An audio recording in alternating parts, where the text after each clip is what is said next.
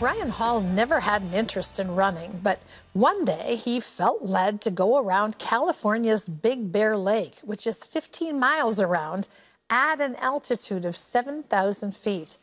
That Saturday, Ryan laced up his shoes for a long and painful run, and it was a run that changed his life. Ryan Hall is the fastest American distance runner and a renowned Olympic athlete. When he retired in 2016, Ryan sensed he could do more with his talents. Since then, Ryan and his wife Sarah have helped those in extreme poverty all over the world. In his book, Run the Mile You're In, Ryan reflects on his faith and the highs and lows of his career and shares the powerful way he discovered to love others around him.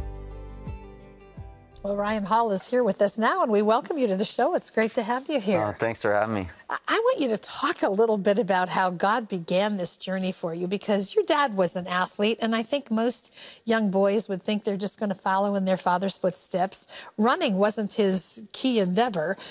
But one day, God just spoke to your heart out of the blue to want to run around a large lake at high altitude. Did you have any idea what that was going to be like?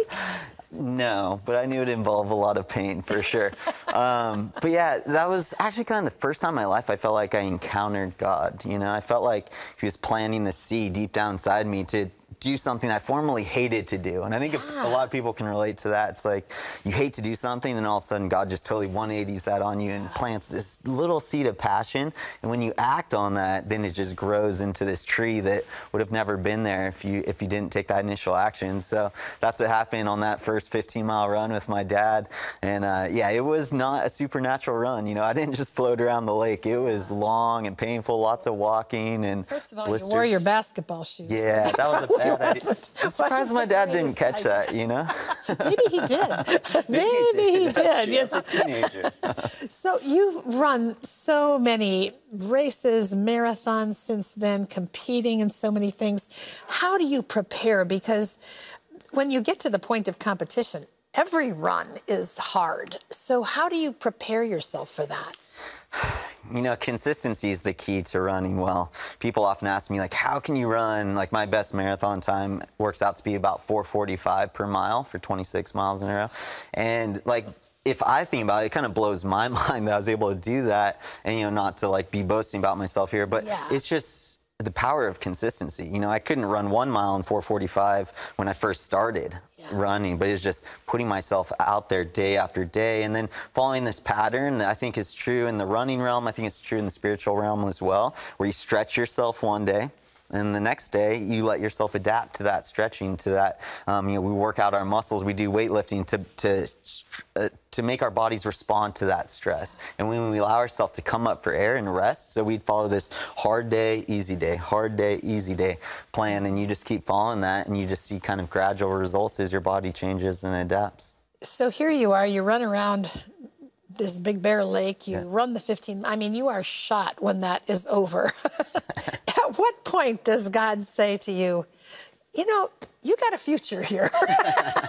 It's actually right after that run, and this was probably the second time that I felt like God really spoke to me in my life. And I always tell people, like, if you really want to hear from God on something, my advice is go exhaust yourself physically as much as you can. Like, it's always way easier for me to hear God's voice. The barriers kind of fall down. Yeah, like all your distractions, your cluttered mind, like all that is just so tired that it's not there anymore, and you can just tap into God. And I felt like in that moment, God was telling me that he'd give me a gift to run with the best guys in the world. And so, like, I knew what that looked like, you know, competing in the Olympic Games, running with the best guys in the world. And then the second part of that, though, and the most important part, and the part that took me much longer to figure out how to do, was he said, I gave you that gift so you can help and love other people. And so fast forward to, you know, 2011, Sarah and I starting our foundation and getting involved in the work that we're involved in, and even with our girls, we've seen how you can touch people's lives through sport and through running. Talk about your foundation and what you do. Yeah, so we're really passionate about just empowering local people who are impoverished, because I really believe that this is something that can end in our lifetime. Like, I believe that all of us together have the resources to bring an end to global poverty. I really do believe that. But what it's going to take is the same in running. I talked about consistency. It's putting one step in front of the other over and over and over again over a long period of time. And in this issue with global poverty, I believe it's all of us taking one step, doing something, you know? So not being daunted by the size of the task, because when you talk about global poverty, that's a huge need. But it has to begin somewhere. If we just sit and talk about it, just look at the pictures of people who are in need, just feel sorry for people, nothing happens. When you and Sarah decided that you were ready to start a family, you know, most people when they adopt, most want to go for a younger child. It just seems easier and like you can implant your values and everything in the child more easily. But you guys took a big step. We did. And that was our plan originally. We just wanted to adopt an infant. But we were number 76 on a wait list. We wanted to adopt from Ethiopia. Yeah, a wait list that we would have actually never gotten our child because they closed international adoption shortly after we brought our kids home. So here we are, number 76 on a wait list. We go to this orphanage and we're playing with all these older kids that are just waiting for families to step up and take them in. And after interacting with the kids, I was like, I'd take any one of these kids home in a second. So it totally just changed our hearts. So we went home, we changed all of our paperwork, changed our agency, forfeited a bunch of fees that we'd already paid, you know, and kind of started from scratch with the intention of adopting an older child who's waiting for a family. And that's when we became aware of our 4 girls who are all biological sisters. They'd been looking for a family for about 3 years, a little over 3 years. And they're talking about splitting them up because they couldn't find a family to take all 4. And that just broke my heart because I come from a family of 5 kids. And it's like, I can't imagine being split from my siblings, especially at their ages. They were 5, 8, 12, and 15 at the time we adopted them. So could you imagine being split from your siblings at that age?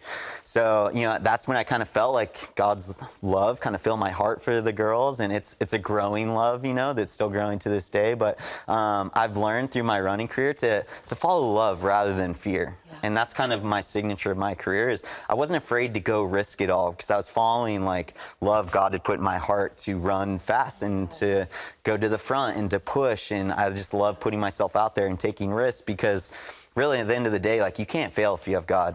If you have God, you have everything. And often God asks us to do the hard things so that we get the picture that we aren't doing that because we've got it together or we're so spiffy. It's because He is who He is. Absolutely. I mean, John 10, apart from me, you can do nothing, but with me, all things. It's such an amazing story. Run the Mile You're In is the name of the book.